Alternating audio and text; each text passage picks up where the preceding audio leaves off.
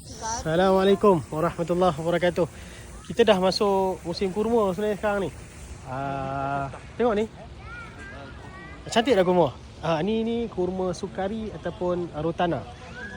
So kalau kurma ajwa, dia akan daun dia akan lagi mencucuk ke langit. Dia cucuk langit. Ini tak cucuk langit ni. Dia masih lagi mencucuk langit. Dia masih berbuka macam tu. Kalau kurma ajwa, daun dia akan mencucuk langit. Tapi inilah buah dia. Kan? Kita ambil satu. Kan? Okay. So inilah kurma ajwa. Inilah kurma yang ada di sini. Jadi waktu sekarang memang musim kurma berbuah. Kan? Musim kurma berbuah. Jadi di Madinah ni macam-macam jenis lah. Antaranya ada mabrum, ada safawi, ada sukari dan bermacam-macam jenis lagi. Jadi tuan-puan, nak dapatkan kurma, dapatkan kalau di Malaysia, kita ni dah import, dah bawa kontainer-kontainer kita dah berjalan sampai ke Malaysia, alhamdulillah.